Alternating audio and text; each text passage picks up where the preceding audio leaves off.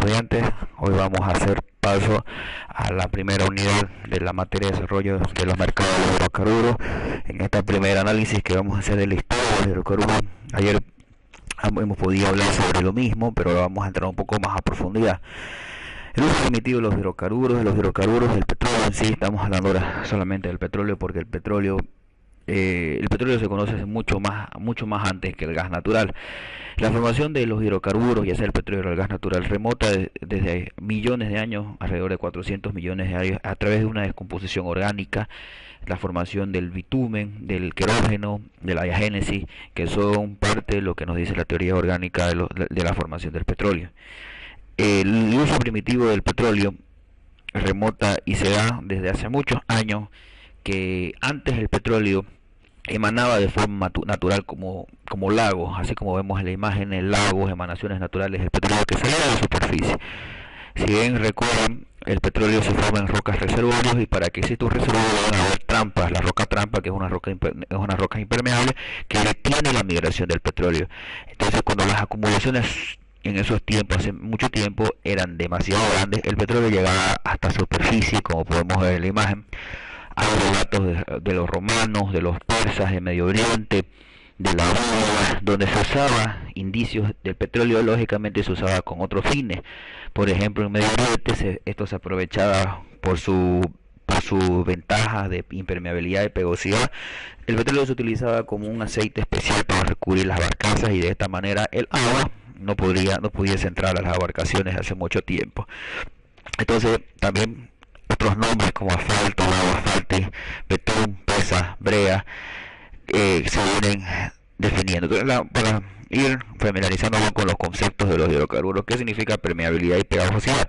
La permeabilidad es la capacidad de una roca para transmitir fluidos, medida normalmente en milidarse, y la pegajosidad es la capacidad de una sustancia a mantener adheridas por capa. Vamos a hacer un análisis de cómo era el uso primitivo de los hidrocarburos en Europa y Medio Oriente. Hay registros que el petróleo se utilizaba en la antigua Babilonia, en Asiria, hace 6000 años, y se usaba para pegar ladrillos, piedras, utilizando sus propiedades. Entonces, cuando estamos hablando de este tipo de petróleo, por si acaso, estamos hablando de un petróleo pesado, de una gravedad API menor a 15. Entonces este es un petróleo extra pesado.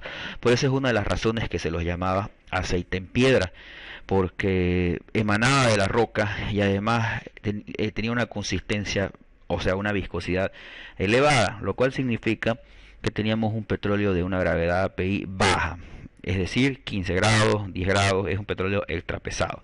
Recuerden que mientras más baja la gravedad API, el petróleo es más pesado. Y se obtenían de esto, se obtenían estas propiedades para poder utilizarlas para la construcción y demás. Inclusive en el libro de Génesis de la Biblia cita: y lo calafetearás con pez por dentro y por fuera. Entonces aquí podemos ver que sí se retomaba sí hay indicios del uso del petróleo hace mucho tiempo. De poquito fueron familiarizándose con sus propiedades. Por ejemplo, las emanaciones naturales que se convertían en lagos, en ríos, dentro del petróleo, en una lluvia con relámpagos. Esto se llegaba a incendiar. Entonces las primeras civilizaciones llegaron a descubrir el potencial, el poder calorífico de esta sustancia. O sea, también al ser pegajosa, al ser permeable, también tenía una propiedad que era poder calorífico. Por lo tanto, el aceite se utilizaba en lámparas para generar luz, para generar calefacción. Las primeras calles en Bagdad, si nos retomamos en Oriente Medio, estaban pavimentadas con alquitrán. Y el alquitrán es un derivado del petróleo que se obtiene a través de un proceso que se llama destilación. Estos se obtenían naturalmente de los campos de la región. Entonces, ¿qué sucedía ahí? Que la destilación se estaba dando dentro de las rocas reservorio, y el alquitrán llegaba hasta la superficie. La destilación del petróleo fue descrita por primera vez por un alquimista persa denominado Mohammed ibn Saqqib Razi. Entonces, para ver un poco la alquimia antes era el arte de manejar viene a ser el padre de la química, era el arte de transformar los metales en oro. Entonces, en esos procesos se llegó a descubrir la destilación que trataba de convertir el petróleo en materiales, en materia prima que les iban a servir a las civilizaciones de Medio Oriente hace mucho tiempo. Las formas de obtener químicos árabes, los persas también destilaron el petróleo por su propio, descubrieron la destilación para obtener productos inflamables para el uso militar. Entonces, de a poquito se fueron descubriendo los, los usos diferentes para el hidrocarburo que emanaba del suelo, y a través de la destilación se llegaban a obtener los subproductos que eran destinados para distintos usos. Luego, en el siglo XII, la destilación que fue descubierta por los persas migró a España, y el petróleo y la destilación del petróleo se llevó a conocer en Europa occidental en el dicho siglo. Más tarde, en 1745, en Rusia se tienen los registros donde se construye. Esto es diferente. Una cosa es construir y otra cosa es perforar el primer pozo. Cuando hablamos de construcción es como agarrar una pala y empezar a cavar hasta encontrar petróleo. Entonces ahí se construye el primer pozo registrado en 1745 para alimentar la refinería de Ukta. Entonces también esto nos genera que en Rusia se construye la primer refinería, donde esto es así, se los explico. Todos sabemos que la destilación es un proceso que utiliza el punto de ebullición de una sustancia líquida para poder obtener una sustancia más pura. Entonces, nosotros podemos hacer una destilación en el laboratorio, sumamente fácil, pero eso significa que vamos a trabajar con pequeñas cantidades. Entonces, la refinería no es más que una torre, son una serie de torres de destilación con el mismo objetivo de llegar al punto de ebullición de la sustancia hasta obtener una sustancia de mayor pureza. Y la refinería se construye con el objeto de trabajar grandes caudales, grandes cantidades. Entonces el registro nos dice que la primera refinería se construye en Rusia, lógicamente aplicando el mismo concepto que descubrieron los persas sobre la destilación. Para ello, ¿y qué pasaba en Francia? Ahora, este petróleo que estamos hablando, este petróleo mismo, no solamente llegaba a emanar en ríos a la superficie, sino también se mezclaba con arenas bituminosas. ¿Qué es una arena bituminosa? Es como la arcilla. Entonces, nosotros podemos mezclar arcilla con agua y se hincha. Lo mismo pasaba con el petróleo, que estas se llegaban a almacenar en la superficie de esta manera, y esto más que todo se lo explotaban a través de minas. Era otra forma de explotar el petróleo. Entonces los franceses explotaban de esta manera porque de esa manera lo hacían. ¿Qué pasaba en Asia? En Asia los primeros pozos de petróleo se conocieron, hay registros que se conocieron. En realidad los chinos fueron los primeros en perforar pozos. Estos los perforaban con cañas de bambú a través de un sistema denominado percusión, que con las cañas de bambú podían profundizar. Entonces los primeros registros nos hablan de que en el año 347 se llegan a perforar los primeros pozos con la finalidad de utilizar este producto para destilarlo, o sea, calentarlo y obtener sal. No olvidemos que el petróleo tiene consigo altos componentes salados, entonces lo calentaban para obtener sal, y también hay registro de que los asiáticos tenían los primeros oleoductos para transportar, digamos, del pozo de un punto A a un punto B, lo transportaban a través de oleoductos de caña de bambú hasta conectar las fuentes donde podían obtener sal. Los japoneses, por ejemplo, ellos que utilizaban con el petróleo, que lo denominaban aguardiente, los japoneses tenían otra percepción aparte de la percepción energética. Los japoneses utilizaban con otras alusiones, es decir, lo utilizaban, por ejemplo, para tratamientos médicos de la rodilla, de la espalda. Asimismo, los registros nos indican que los asiáticos fueron los primeros en determinar el potencial del gas natural. Entonces el gas natural, que también lo sacaban asociado al petróleo desde los pozos, se transportaban en las cañas de bambú, estos los utilizaban para iluminación y calefacción. Mientras tanto, en América, hay registros de los hidrocarburos o sea, esto pasa casi paralelo, mientras en Europa pasaba esto, en América pasaba lo otro. Hay registros de que los primeros indicios de hidrocarburos se dan en Venezuela. Entonces ya utilizaban crudo y asfalto. Estamos hablando de las civilizaciones bastante antiguas, antes de que lleguen los españoles. Luego en el siglo XV, cuando los conquistadores españoles llegaron a los pueblos indígenas, todo el asfalto, las emanaciones naturales que se veían de hidrocarburos, entonces de dos lados, ¿no? Las emanaciones naturales y las emanaciones que se daban en arena bituminosa. Utilizaban esto para asfaltos, para calafetar los barcos, para el tratamiento de sus armas, porque son aceitosas, se utilizaban para que no se tranquen. En el año 1600, esta persona, Sir Walter Raleigh, hace los registros del descubrimiento de un lago lleno de asfalto. Estamos dando una reserva de asfalto. El asfalto es un petróleo de gravedad PI que ronda los 15 grados. Entonces, este registro se da en Trinidad, en las pequeñas, estamos hablando de Trinidad y Tobago. Más adelante, en 1799, esta persona, Humboldt, menciona varias veces las fuentes de petróleo y asfalto en la zona del Caribe. ¿Quién era Humboldt? Humboldt era una persona, ambos eran historiadores y eran cartógrafos. Entonces, ¿qué significa esto? Significa que eran personas que debían hacer el mapa de América, de Sudamérica. ¿Y cómo hacían? ¿Cómo lo hacían? Lo iban dibujando, bordeaban todo el continente, de clima a cola.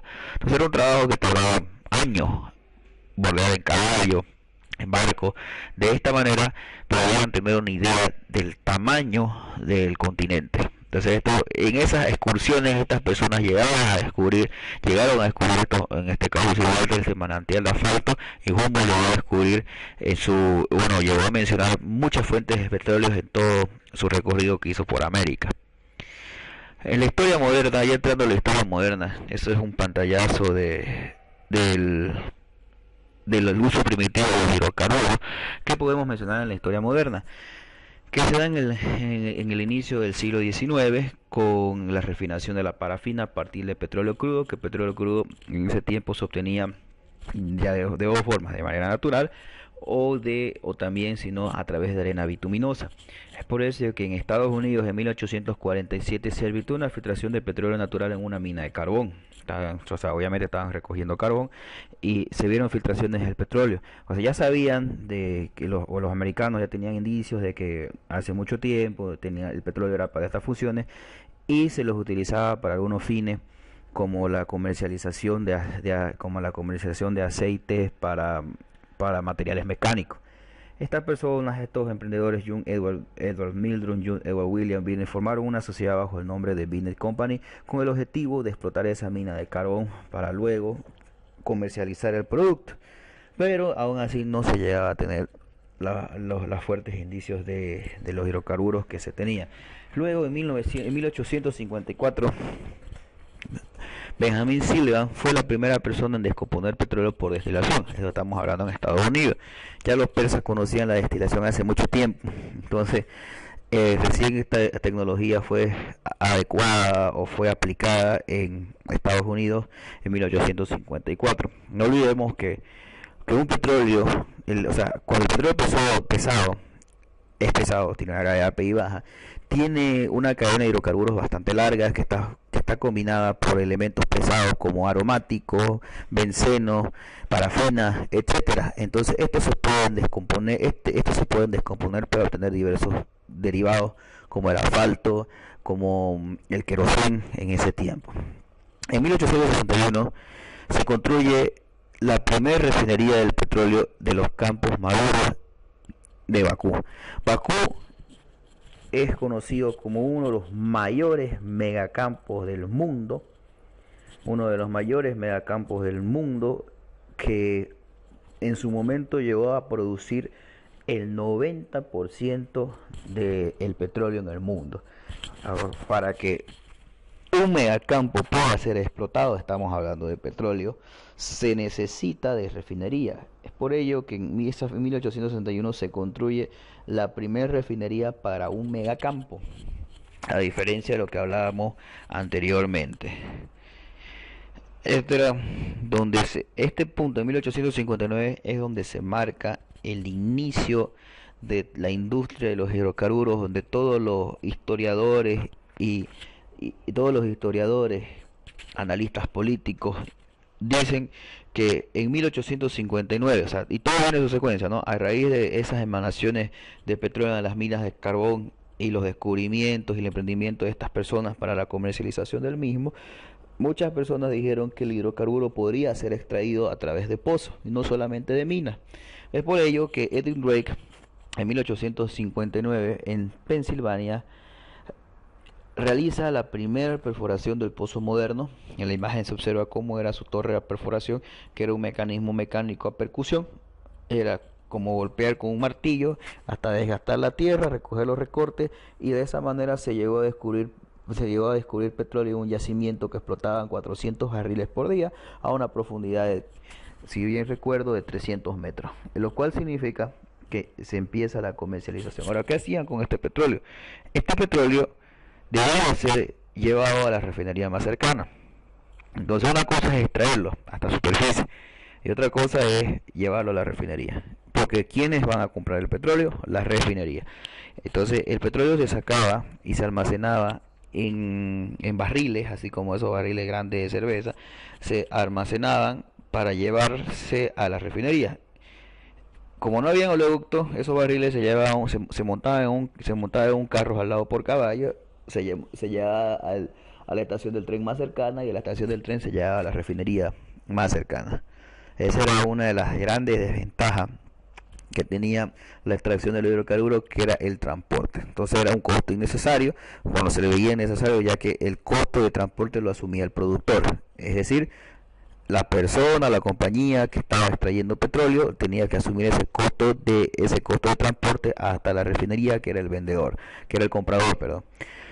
Bien, a finales del siglo XIX, la Rusia imperial, particularmente la compañía Bronovel en Azerbaiyán, lideraba la producción del mundo. Entonces, podemos observar de que Rusia en su momento, dado los antecedentes de la historia que hemos visto, siempre ha sido una potencia en el mundo. Además que Rusia tuvo un megacampo denominado el Bakú, y tiene récords también entre los otros megacampos de gas natural, y también como el pozo más profundo. En 1859 hasta 1870 podemos ver cómo se potencia la industria de los hidrocarburos. Esta tabla nos exhibe unos datos muy interesantes, ya que en menos de 50 años la producción de petróleo se disparó sumamente exponencial en Estados Unidos. De 2 barriles a 126 millones de barriles de petróleo producidos al año. Es un número, es una comparación, es una diferencia abismal. ¿Qué quiere decir? Al principio eran una o dos personas extrayendo petróleo. Más compañías, y al final muchas compañías produciendo.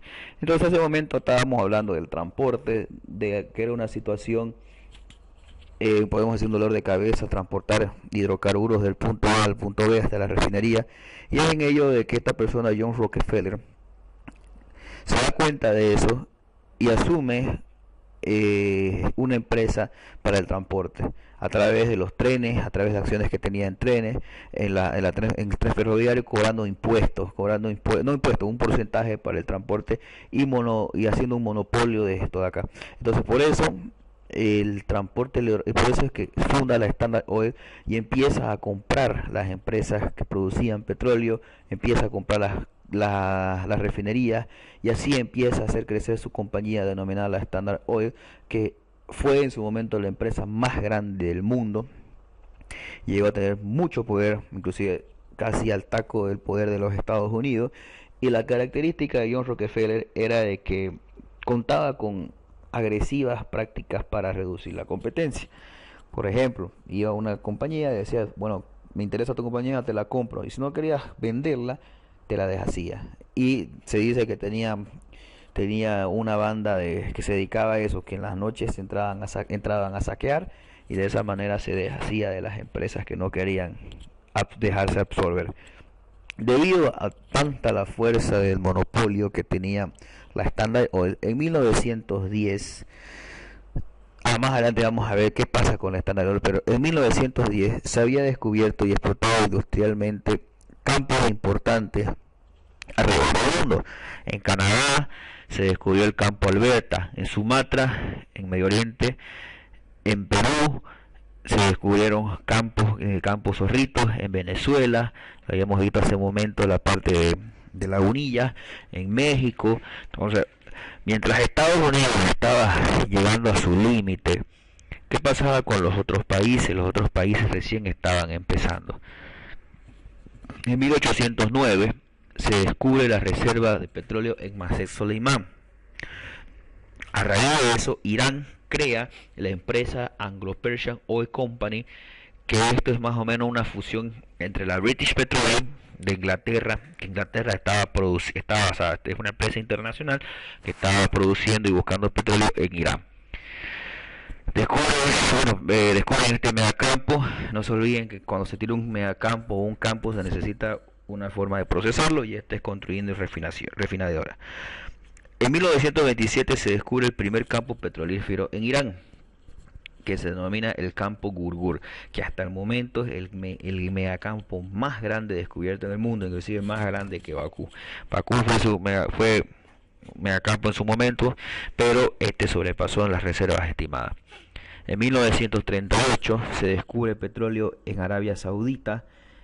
Cabe destacar que el descubrimiento de Ghawar es el megacampo actual mayormente conocido. En 1960 los representantes de los países exportadores de petróleo, debido a sus grandes reservas como Irak, Irán, Kuwait, Arabia Saudita y Venezuela, celebran la fundación de la OPEP. Luego, en 1973 y 79 se dan las primeras crisis del petróleo, que tenían que ver con la producción. No olvidemos que el mundo se divide en dos grandes grupos, que son los países de la OPEP y los países de la no OPEP, donde estos países, Irán, Irak, Kuwait, Arabia Saudita, Venezuela, por ser grandes productores de petróleo, llegan a regular el precio del mismo. Y debido a conflictos que tuvieron entre ellos, se da la primera crisis en 1973 y se da la posterior crisis en 1979, que afectaba a los intereses de los países, de otros países del mundo, de los panópticos como Estados Unidos. Hoy, para finalizar, esto es solamente un pantallazo de todo lo que vamos a ver más adelante, pero para finalizar esta primera parte, podemos decir que el petróleo satisface alrededor del 90% de las necesidades de combustible para los vehículos. Todo funciona a petróleo. Barcos, tanques, trenes, trenes eléctricos y demás, pero todo movilidad ha funcionado y funciona con petróleo, y esto hace un promedio histórico del 90%. Los tres principales productores de petróleo en el mundo son Arabia Saudita, Rusia y Estados Unidos, que tienen por lo menos el 80% de las reservas mundiales accesibles, se encuentran en Medio Oriente. El 80% en Medio Oriente, el 62% en Arabia Saudita, Irán, Qatar y Kuwait. La revolución industrial. Habíamos hablado de que el mundo tuvo la revolución industrial que se dio en el Reino Unido, donde ahí se da el 1 de mayo, las 8 horas de trabajo y demás. Pero el punto de esto es que la revolución industrial hubo un cambio de matriz energética. Se tenía la matriz energética basada en carbón, entonces hubo un salto de carbón al petróleo, que es lo que tenemos que rescatar de esta última lámina. Ahora, a continuación, yo les estoy dejando una serie de preguntas. Les voy a compartir el tema 1 para que lo lean y me vayan contestando estas preguntas de selección múltiple. Podemos ver que son diversas preguntas, se las dejo ahí para que puedan observarla. La transcriben y me dicen cuál es la respuesta correcta. Son alrededor de 11 preguntas. Entonces ahí ustedes lo que van a hacer es repasar este video, reforzar con la lectura del tema 1 que les voy a dar y contestar este cuestionario, que lo tenemos en verdadero y falso. Entonces eso es todo lo que tenemos para el tema de hoy. El tema 2 lo veremos el día de mañana.